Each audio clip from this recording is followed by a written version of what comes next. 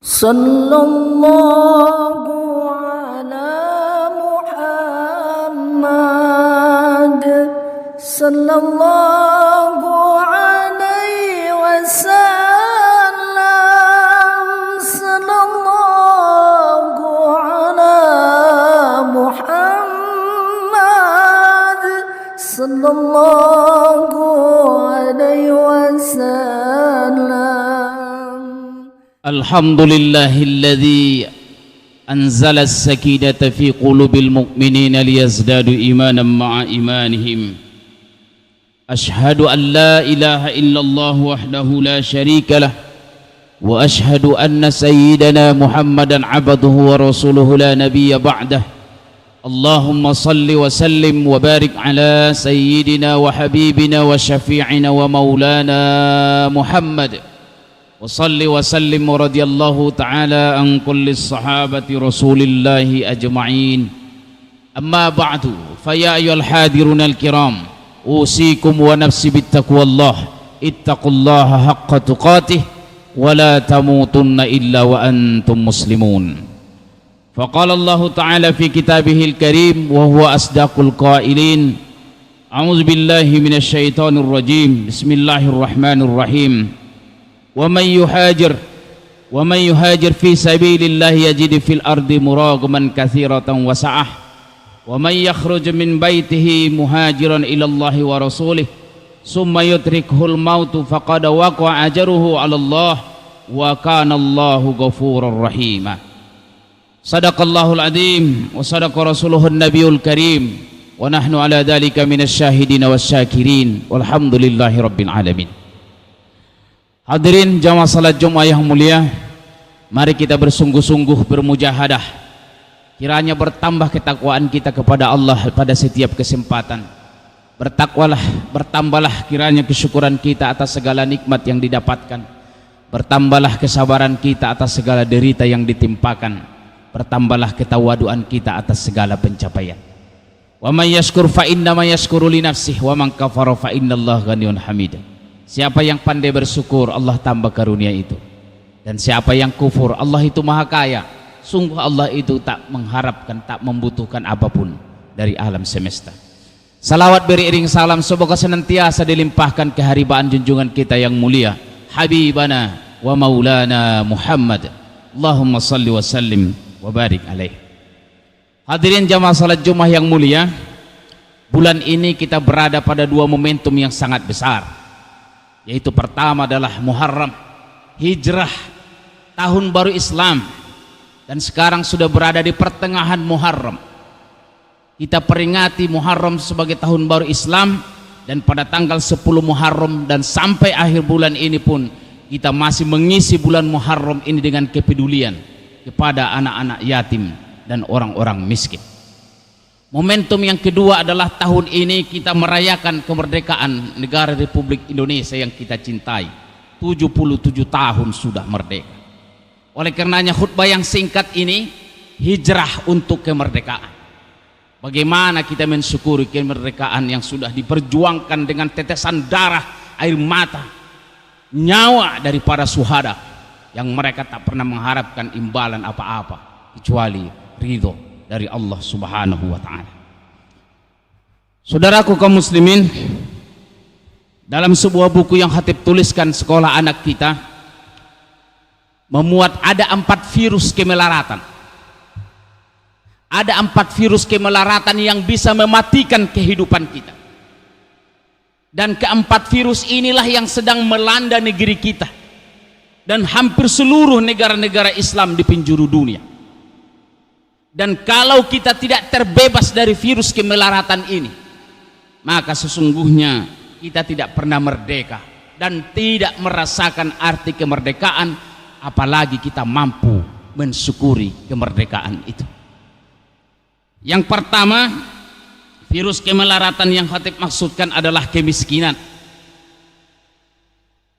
Sangat memilukan data tentang kemiskinan umat Islam atau rakyat Indonesia yang berada di bawah garis kemiskinan sangatlah banyak.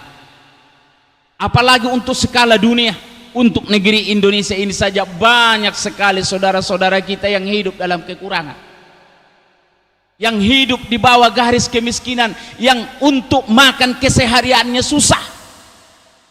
Dan bukan karena negeri ini tidak kaya raya, Allah berikan negeri yang kaya raya, kaya alamnya, tak pernah habis sampai hari ini, tapi dihabiskan oleh segelintir orang yang mestinya dibagikan kepada rakyat dan umat, tapi diselewengkan dengan korupsi dan melakukan tindakan yang terlarang.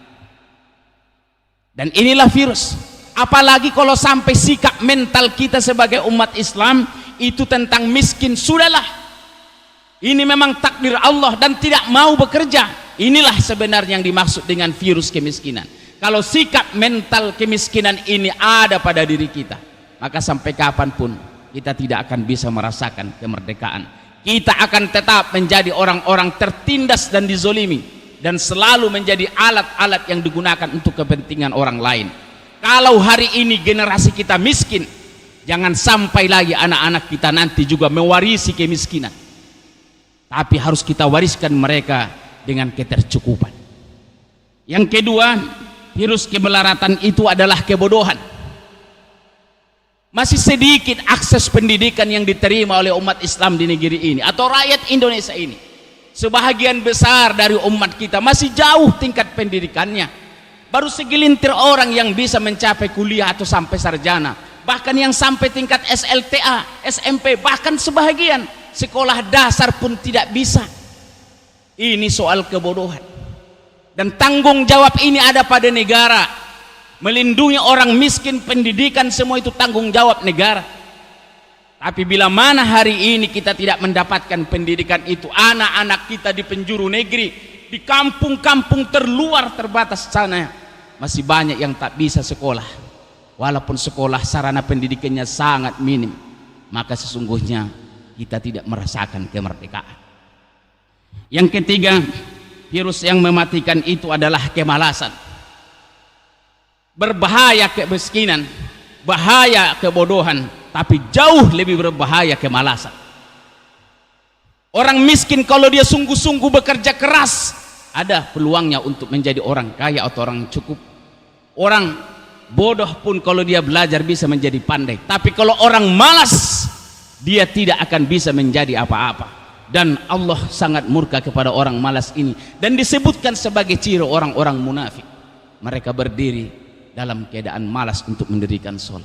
Karena itu Rasulullah SAW pernah juga mengingatkan tentang ini. Allahumma inni a'udzuka minal ajazi wal kasal. Ya Allah, aku berlindung kepadamu dari ribat, lemah dan malas. Karena kalau orang malas, maka dia tidak pernah bisa menjadi apa-apa. Dan yang keempat, virus yang membuat hidup kita melarat adalah kemusyrikan, kesyirikan. Dan inilah yang paling berbahaya dari virus kemelaratan. Kenapa? Karena tidak mengenal dirinya dan tidak mengenal Tuhannya. Orang yang musyrik mensyirikatkan Allah, bukan berarti dia tidak menyembah Allah, tapi dia percaya kepada selain Allah, menduakan Allah. Dan itu seringkali kita terjerumus kepada kemusyrikan ini karena kita menduakan Allah dengan harta, dengan jabatan, dengan kekuasaan, dengan apapun dunia ini. Maka sebenarnya kita telah terjerumus kepada kemusyrikan. Dan itu adalah virus kemelaratan kita. Andaikan pun kita kaya, andaikan pun kita pandai, andaikan pun kita sungguh-sungguh, tapi kalau kita syirik, maka sirnalah semua segala amal soleh yang pernah kita lakukan. Saudaraku kaum muslimin, apa kaitannya ini dengan kemerdekaan? Disinilah letaknya hijrah itu penting. Hijrah itu merubah kehidupan dari yang buruk kepada yang baik. Momentum kemerdekaan dengan hijrah ini adalah mari kita hijrah. Mari kita hijrah dari kemiskinan kepada ketercukupan. Dengan apa? Dengan bekerja sungguh-sungguh. Allah tidak pernah menakdirkan seseorang itu miskin, tapi selalu dibuatnya ketercukupan. Selalu cukup dengan potensi yang Allah sudah berikan pada diri kita, dengan kekayaan yang ada di sekitar kita. Semestinya kita tidak miskin kalau kita bekerja sungguh-sungguh, kita bekerja mencari ridho Allah Subhanahu wa ta'ala. Bukan miskinnya yang salah, tapi sikap mental kita menyikapi kemiskinan itu yang salah. Dan kalau kita tidak beralih hijrah dari kemiskinan, sikap mental itu kepada ketercukupan, usaha kita yang sungguh-sungguh, maka kita tidak merdeka sampai kapanpun, sampai mati pun. Orang kaya raya Bill Gates pernah mengatakan, kalau kau lahir sebagai orang miskin itu bukan salahmu, tapi kalau kau mati dalam kemiskinan itu salahmu. Artinya apa? Berarti kita tidak bekerja keras. Padahal Allah perintahkan kita dalam Al-Quran supaya apa? Cari kehidupan, wabataghi fima ataqallahu min. Cari kehidupan kalian di akhirat, tapi jangan lupa tentang kehidupan dunia. Dan inilah 4 virus kemelaratan ini harus kita hijrah. Hijrah kita dari kemiskinan menjadi ketercukupan, hijrah dari kebodohan kepada kepandaian, hijrah dari kemalasan menuju kesungguhan, dan hijrah dari kemusyrikan menuju ketauhidan. Dan kalau ini kita lakukan, barulah kita sebenarnya merdeka. Rasulullah SAW dahulu hijrah dari Mekah ke Madinah supaya apa? Terbebas dari tekanan, kungkungan, penjajahan, ancaman, sehingga terbebas melaksanakan syariat. Dan sekarang kita sudah bebas secara fisik material, tapi kita masih terjajah dari segi ekonomi kehidupan kita, dari segi budaya kehidupan kita, dari pendidikan kita. Semua kita belum merdeka sampai hari ini, dan ini perjalanan panjang. Dan hijrah ini harus kita jadikan momentum bahwa harus hijrah, pindah dari sikap kita tadi yang tidak disukai Allah, hijrah kepada apa yang disenangi oleh Allah Subhanahu wa Ta'ala. Dan jika demikian kita lakukan, maka kemerdekaan akan kita dapatkan. Dan kita mensyukuri kemerdekaan yang telah diperjuangkan para pejuang-pejuang, para alim ulama yang sudah berkorban di jalan Allah ini. Maka kita bersyukurnya dengan bekerja sungguh-sungguh, belajar sungguh-sungguh, Tidak boleh kita berleha-leha, apalagi mewariskan kemiskinan itu kepada anak-anak kita. Bukan hanya miskin secara harta, tapi miskin akidah, miskin ilmu, miskin pula adab dan akhlak. Dan itulah perjuangan yang luar biasa yang sedang kita hadapi. Oleh karena itulah Al-Quran tadi mengingatkan kita dalam surah An-Nisa ayat 100. "Wa may yuhajir fi sabilillah yajid fil ardi muragaman katsiratan wasa'ah." Siapapun kalian yang berhijrah di jalan Allah, maka kalian akan temukan tempat hijrah yang baik dengan rezeki yang luas. Maka jangan pernah diam, bergeraklah untuk kemajuan. Bergerak adalah kehidupan, dan diam adalah kematian.